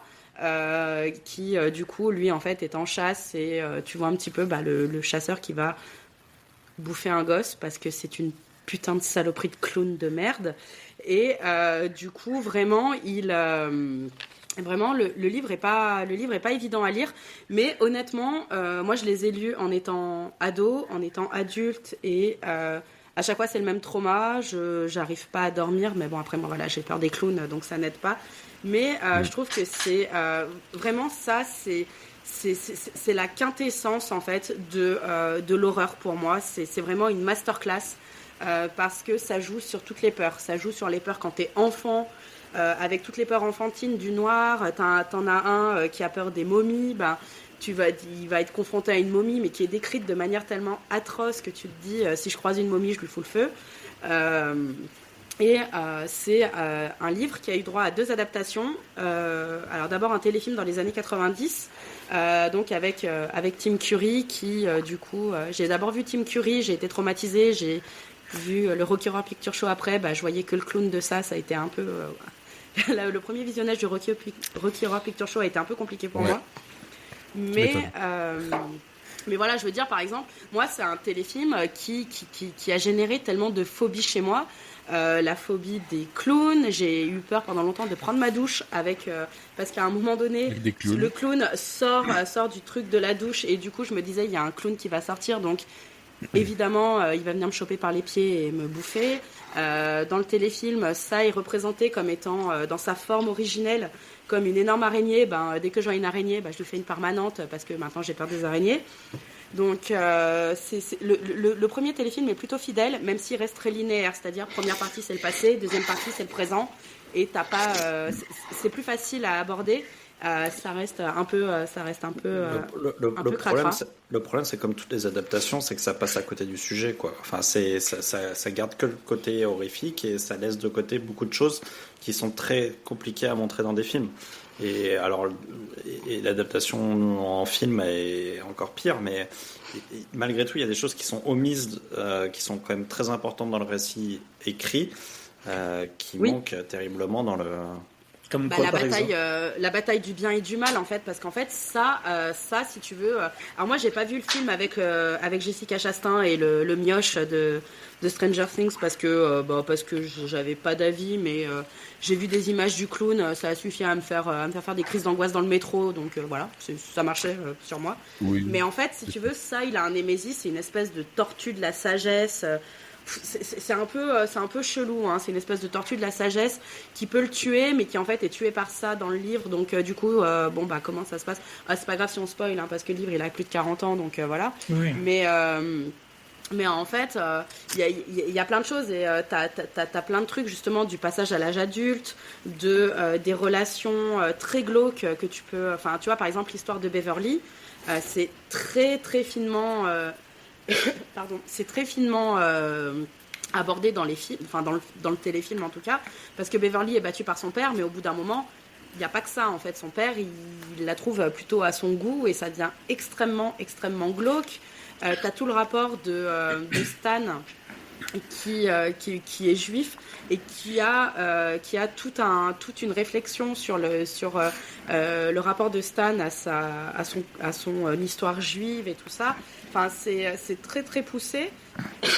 Et même Mike qui est noir, et du coup tout le côté être noir dans les années 50 et 60, et puis ensuite être noir dans les années 80, et puis lui c'est vraiment la mémoire du truc, donc en plus il est noir, donc t'as la mémoire de l'esclavage, de ce qu'ils ont vécu. Enfin, il y a énormément de choses dans le livre. Enfin, le livre c'est 2 pavés de 400 pages, quoi. Je veux dire, tu commences maintenant, t'en as jusqu'à Noël, quoi.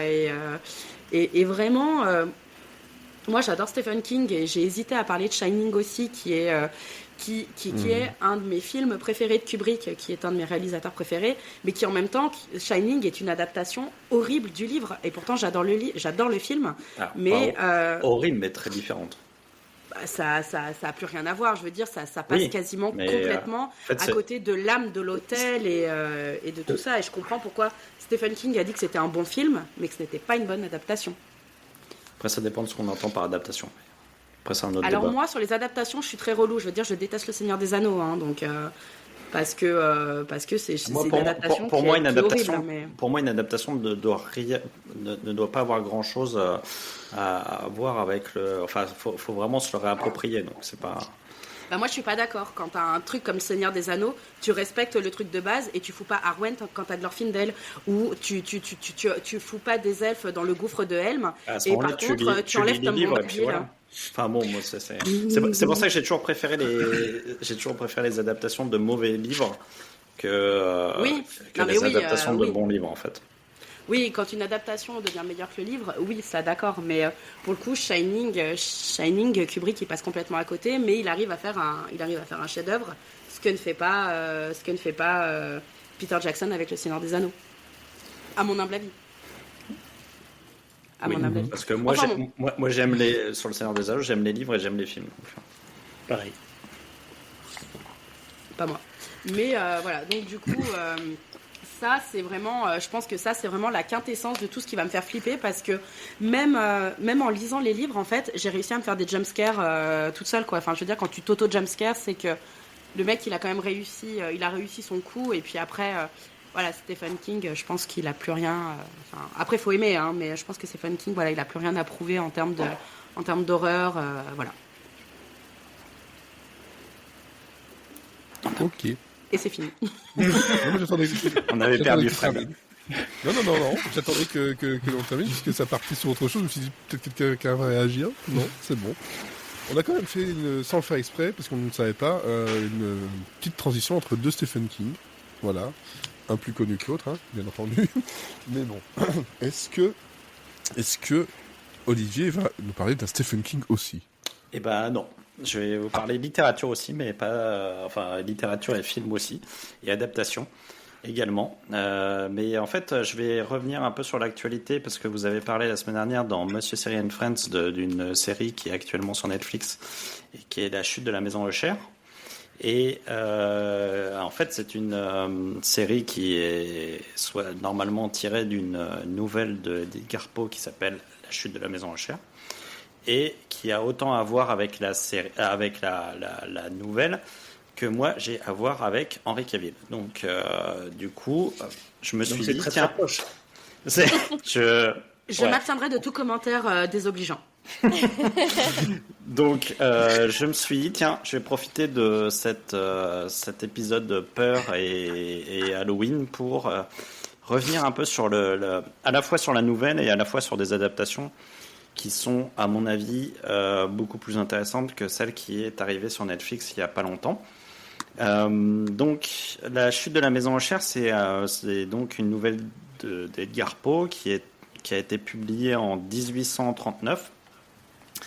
Dans un recueil qui s'appelle Nouvelles Histoires Extraordinaires, qui est un recueil de nouvelles qui vient après Histoires Extraordinaires, et qui a la particularité d'être traduit en France par Charles Baudelaire.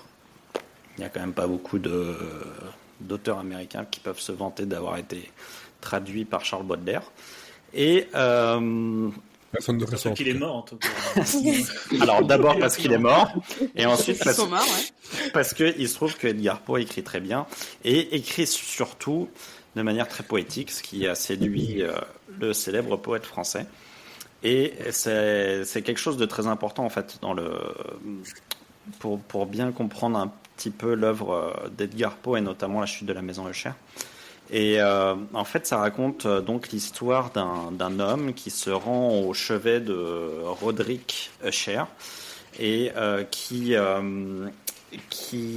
lui a envoyé une lettre en lui disant qu'il allait bientôt mourir, qu'il était atteint d'un mal inconnu, mais qu'il allait l'emporter. Et donc, il se rend au chevet de son vieil ami pour écouter son histoire et puis voir s'il peut faire quelque chose pour lui.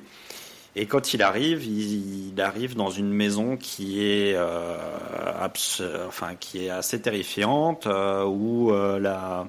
qui est assez délabrée, qui est autour de laquelle il y a un grand étang qui fait un peu peur. Toute la nature semble morte autour. Et donc, il découvre son ami qui est très cadavérique, qui semble un peu surexcité, qui semble un peu, enfin voilà, on sent qu'il est pas bien mentalement. Et il lui dit que sa sœur est folle. Donc Roderick dit que sa sœur est folle, sa sœur Madeleine est folle, et qu'elle va bientôt décéder, et que lui va décéder après, et que ce sera la fin des Usher. Parce que c'est la fin des CD de Usher. Ça aurait été mieux. S'il est mort, il est décédé. Ouais, et Vas-y, stop, continue. Continue. On va se faire strike pour une blague. Je parle par-dessus. Continue, Olivier. Et donc en fait, donc là, on peut se dire bon bah ok, ils ont un problème, sauf que Roderick dit à son ami que en fait c'est une malédiction qui touche toute sa famille, que toute sa famille, tous les gens de sa famille sont devenus fous et sont morts bizarrement. Et que ça a à voir avec la maison, et que c'est la maison qui leur attire cette malédiction. Donc, en fait, comme souvent dans les livres d'Edgar Poe, le narrateur est souvent assez peu crédule. C'est souvent des scientifiques, c'est souvent des gens qui ne croient pas beaucoup aux histoires fantastiques et qui vont se retrouver confrontés à une histoire fantastique. Et là, le fantastique, il arrive au moment où Madeleine meurt. Et en fait, le narrateur est toujours présent au moment où Madeleine meurt, et il va se passer des trucs chelous dans la maison. Et il va s'apercevoir qu'effectivement, il se passe un truc très bizarre autour de cette famille, et que Madeleine est peut-être pas morte. Donc voilà. Tintin. Et donc c'est avec en fait Edgar Poe, il a une manière d'écrire qui est très poétique, qui est très stylisée. C'est parfois pas forcément aisé de lire. Il y a des moments où il faut peut-être relire un paragraphe parce que il y a des choses qui nous échappent. Mais il se trouve que c'est quelqu'un qui manie qui est toujours borderline au niveau du fantastique. C'est-à-dire qu'il il prend un cadre qui est, on va dire, familier, qui est très réel, très banal, et il va y injecter des touches de fantastique qui fait que nous, à la lecture, en fait, on va être assez terrifiés parce que on va s'identifier très fortement à ces personnages. Parce qu'en fait, on se dit que ça pourrait nous arriver. Et il y a vraiment un style, quelque chose qui est vraiment chez lui, qui est assez. Il nous immerge dans des histoires assez courtes en général, et ça marche très bien parce que la chute de la maison Usher, en gros, c'est. Alors moi, je l'ai en Pléiade, mais c'est 13 pages de Pléiade, quoi. Donc vous imaginez, c'est pas très grand, hein, une Pléiade. En très peu de pages, en fait, il arrive à installer une ambiance très glauque, une ambiance très poisseuse, et on est à fond et quand ça monte petit à petit en pression, quand les événements paranormaux se déchaînent au fur et à mesure, et ben on commence à un peu flipper, alors finalement ça fait que 12 pages qu'on est en train de lire, quoi. Donc c'est assez étonnant comme en très peu de mots il arrive à nous faire monter en pression.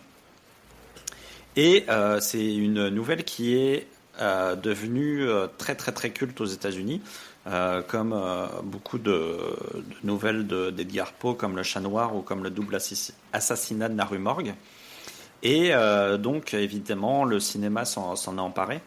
Et il y a eu avant Flanagan, il y a eu 2 adaptations célèbres, une en France, étonnamment, qui a été faite en 1928, qui est l'œuvre de Jean Epstein, et qui a été un des gros chocs cinématographiques de ma vie, parce qu'en fait, donc c'est un film muet puisqu'il a été fait en 1928, Et en fait, je pense que c'est le film qui a le mieux retranscrit l'expressivité d'Edgar Poe et le côté sombre et glauque de la nouvelle. Et en fait, ce qui est étonnant dans cette adaptation, c'est que c'est fait en 1928, mais il utilise des effets spéciaux et il utilise une manière de filmer qui ne correspond pas du tout à l'époque à laquelle il filme.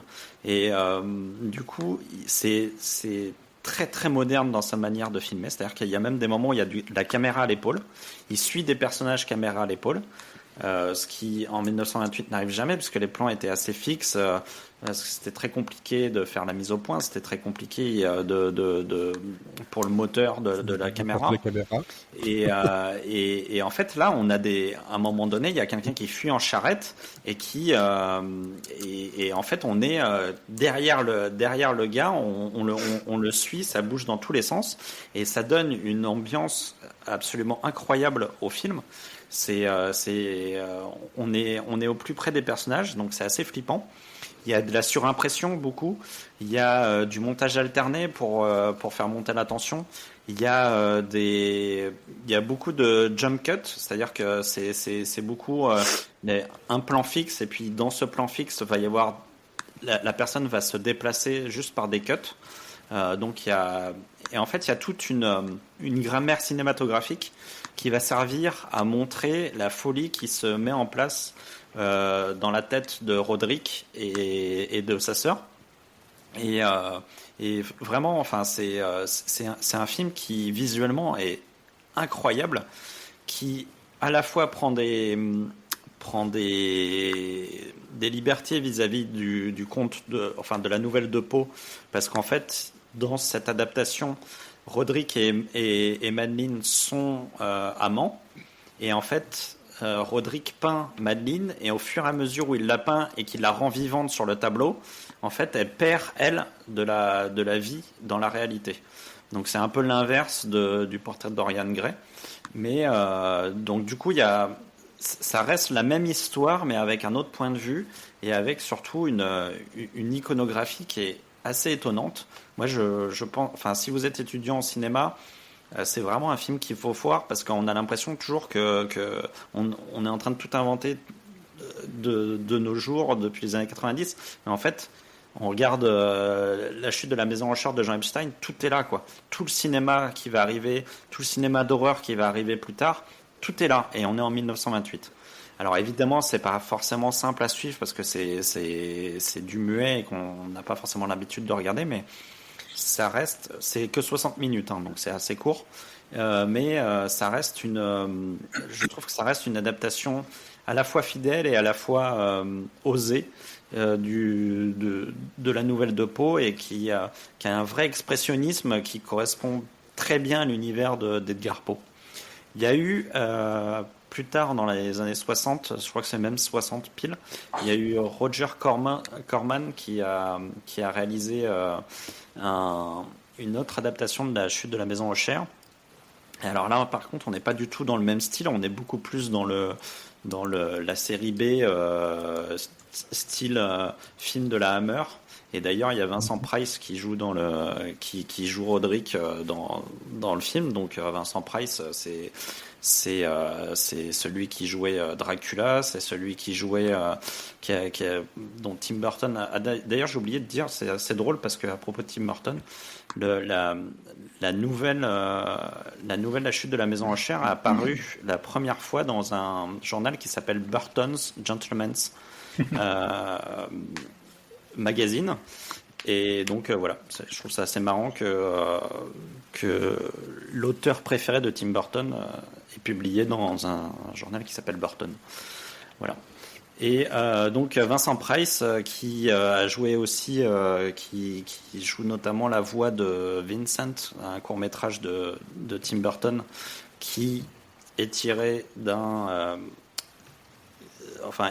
qui est imaginé autour de l'univers d'Edgar Poe. Donc là, il joue Roderick et et c'est assez marrant parce que c'est vraiment les années 60 quoi. C'est-à-dire que on n'est plus du tout dans l'expressionnisme des années 20.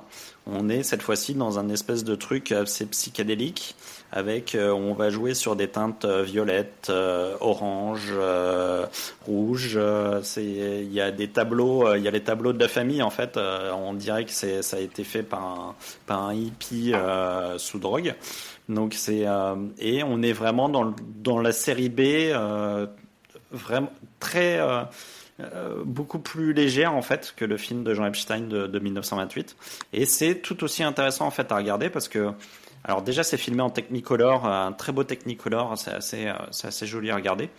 Et puis c'est tout d'un coup ça devient fun en fait. C'est vraiment moi c'est quelque chose que j'aime beaucoup. Ces films de la Hammer, il y a un côté un peu cheap mais en même temps charmant. Et voilà, on est vraiment là-dedans. Les acteurs surjouent légèrement. C'est une adaptation qui est assez marrante tout en restant très fidèle au truc, c'est-à-dire que ça joue sérieux, et tout, mais en soi, nous, on prend beaucoup de plaisir à regarder parce que c'est beaucoup plus léger, quoi. Donc ouais. Ça vaut le coup de se regarder. En plus, de le regarder, en plus, ça dure 1h19, je crois, ou 1h20. Enfin, c'est très rapide. Ouais. Et tu peux le trouver facilement ou pas? Alors celui-là non. Le Jean Epstein, c'est très facile de le trouver. Il est sur le site de la Cinémathèque, gratuit. Donc vous allez sur le cinémathèque.fr. En fait ils ont tout un catalogue de vieux films de patrimoine. Et celui-là, il y a toute une collection de Jean Epstein. Et il y a La chute de la maison Usher.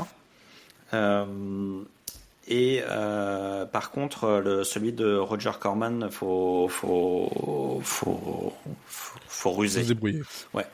Et mais vraiment, je trouve que c'est deux adaptations qui se valent et qui sont pourtant à la fois très similaires au texte initial et en même temps très différents, quoi. C'est-à-dire que il y a vraiment des choses parce que en fait dans la version de Roger Corman, l'ami qui vient écouter le récit est pas du tout un ami, c'est l'amant de Madeleine en fait. Donc Roderick et Madeleine sont bien frères et sœurs dans celle-là, mais par contre il y a Madeleine est amoureuse du gars qui vient et qui va essayer de la sauver et qui va pas y arriver, quoi. Donc c'est la seule chose que tous ont en commun, et même la version de Flanagan, c'est qu'à la fin la maison chute littéralement. D'accord. J'imagine une maison avec des jambes, c'est pas grave. Je suis pas le seul à avoir ce genre d'imagination. Il y a eu un jeu avec des maisons avec des jambes. Vivante, cette maison, donc. Ouais.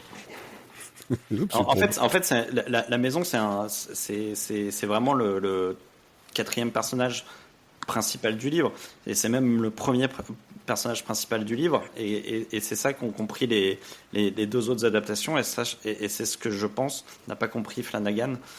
Enfin, le problème de Flanagan, c'est qu'il a essayé d'adapter tout Poe en même temps. Donc, il s'est noyé dans un truc qui était infaisable. Et le problème, c'est que la moelle de la maison Usher, c'est la maison. Et en fait, à partir de cette maison, on peut en faire ce qu'on veut. À partir du moment où on reste dans cette espèce de gothique poétique qui fonctionne, et qu'on le fasse de manière romantique, qu'on le fasse de manière horrifique, qu'on le fasse de manière psychologique, mais faut qu'il y ait cette maison, et faut que ce soit l'ancrage du récit, et c'est ça qui fait peur, c'est ça qui parce qu'en fait on a tous un toit, Inch'Allah, autour de nous, et en fait c'est de se dire que ce toit il va se retourner contre toi, et que il y a quelque chose de magnifique que tu peux pas contrer, parce que c'est cette maison que tu as autour de toi, t'en as besoin, quoi. D'accord. Pas toi, voilà, toi, je pense qu'on a fait. mon toit. Donc voilà. Mais merde, j'allais la faire, puis je me suis dit, j'ai déjà J'espérais que cité quelqu'un la le fasse. téléphone. Merci. C'est au moins comme ça, chacun a fait sa petite blague, c'est bien. Donc voilà, du Je trouve côté... qu'on a été sympa avec Olivier quand même, hein, parce Ouais, qu'il n'y a bon. personne qui a rien dit. Hein. Moi, j'ai glissé à cheval Voilà. au début pour le laisser tranquille après, sinon ça m'aurait bouffé trop longtemps. Non, en fait, la question que je voulais te poser à Sophie, c'était je me souviens plus, quand il apparaissait auprès des dinosaures pour les bouffer, il était habillé en clown aussi, parce que j'imaginais en fait un clown au milieu des dinosaures, et je me disais, ouais. Pour ton information, je suis à 2 doigts de sauter dans ma bagnole pour venir te planter en pleine nuit. Voilà. Non, mais c'est une vraie question quand même. Ou alors est-ce qu'il Non, se mais déguisait non, mais en fait- en clown dinosaure? Parce qu'en fait, il s'adapte en fonction des peurs des gens, quoi. Mais les peurs des dinosaures, c'est Eh quoi? ben, s'il venait vers un ptérodactyle, peut-être qu'il était en T-Rex, j'en sais rien. Tu m'agaces avec tes questions. Tu m'agaces. Voilà. Tu m'agaces. La peur des Je- dinosaures, surtout pour le T-Rex, c'est que quand il entend la chanson, si t'es content, nanana, t'as dans tes mains, et il peut pas.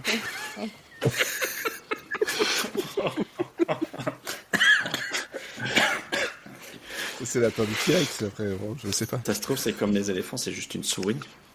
Il suffit qu'il y ait une souris. Et puis... Bah ouais, Ou ça une peut météorite. se rentrer, Très grosse météorite, ça Ah ouais, ça fait t'imagines le mec, tous les, Ouais, mais tous ça, les c'est la 27 peur ans, de- il se transforme en météorite. Météorite. Je pense que ça peut être la peur de beaucoup de monde, effectivement. Bon, bref. En résumé, ça nous fait de la lecture. Hein, donc finalement, il n'y a pas eu que du cinéma. Donc on a eu voilà la chute de la maison Usher. Pour faire plaisir à Quentin. Yeah, il est content. On a eu ça. Du côté de Sophie, on a eu The Thing, hein, ou La Chose, si La j'étais au Chose. Québec. Et la version de 82, pas la version de 2011. Alors la version de 2011 est loin d'être le chef-d'œuvre de Carpenter, mais il y a quand même quelques bons éléments. On va dire ne serait-ce que pour la fin, qui est tellement raccord avec le début de celui de Carpenter que ça donne envie de tout de suite mettre celui de Carpenter. Bon, il n'y a pas le jeu sur la paranoïa, il n'y a pas le jeu sur le hors-champ, il n'y a pas les effets spéciaux. Bon, il y a presque pas grand-chose, mais Il y a Il y rien, a pas quoi. grave. Mais, Rien. Une Parker. mais, Ah, les, voilà. mais les trois- non, mais je les veux dire, 3 dernières si vous êtes- secondes sont bien, quoi, vraiment. Non, mais si vous êtes très fan de celui de Carpenter, regardez par curiosité d'un œil en vous repassant le visage. Ok. Et donc du côté d'Elodie, on avait Overlord, un film avec des nazis. Ouais, machin. Et pour moi, c'est donc La Chambre 1408. Voilà que, oui, le film et même la nouvelle, hein, tant qu'à faire. Ça, La je vois chambre les deux- elle-même les est deux pas versions. dégueu, ce dit en passant. Bah maintenant, il reste Ça plus m'a grand fait chose, c'est bien, ça le mais- problème. Elle est pas dégueu. 1407, Il y a- mais bon. il y a quand même des traces qui sont restées des derniers morts, quand même. C'est devenu un bed and breakfast ils ont pas assez bien- ils ont correct. pas bien nettoyé. 4 étoiles sur Yelp. Ils l'ont- Genre, Ouais, je sais pas, ils l'ont quand même pas super bien nettoyé. Hein. Moi, j'imagine surtout ceux qui ont la chambre d'à côté. Tu sais que tu dois se dire. Alors là, la lune de miel qui tourne mal à côté, là. Ouais, par rapport dans ce truc-là, oui, effectivement. Et, d'autant plus qu'il y avait un bébé qui pleure, donc de l'autre côté. Donc ça devait être un peu effrayant, effectivement. Voilà, donc si vous voulez avoir peur, on vous a conseillé quelques petits trucs. N'hésitez pas aussi à partager le podcast, à partager des petites recommandations qui font peur. J'aurais pu aussi parler du dernier La Maison Hantée là, de Disney que j'ai pu voir dernièrement, qui n'était pas si mal foutu que ça, mais quand même, par contre, les gens qui font les petites recommandations d'âge sur les affiches ou les fiches cinéma, 9 ans, vous êtes sérieux? 9 ans, c'est l'âge quasiment de ma fille, je lui montre pas ça. Hein. Je sais pas si vous l'avez vu, le dernier Non. Maison Hantée de Disney. Je sais pas où ils ont été voir, c'est parce que c'est écrit Disney qu'ils ont dit ouais, 9 ans, ça passe. Non, ça passe Ouais, pas. moi, à 9 ans, je regardais des trucs pires que ça. Mais... Regardez Voilà Human ce que ça a Centipede. donné. Ouais, je suis devenu serial killer. Mais J'ai mal senti, Moi aussi, je regardais Passion Caca. passion caca. C'est mon magazine, abonnez-vous. hein. Voilà, nous terminerons sur ces bonnes paroles de Quentin. Passion caca, son magazine numéro 1 en kiosque. Offert des gants. Voilà, des gants. Et une Pour jouer en éprouvette. famille. Et une petite éprouvette. Voilà, faites-vous plaisir. Et voilà, on est reparti, on est sans sel. Ciao, à la semaine prochaine Salut. pour Monsieur Cyril Friends et à dans 2 semaines Et pour un autre Phase B. Et boum, Et ben, effectivement.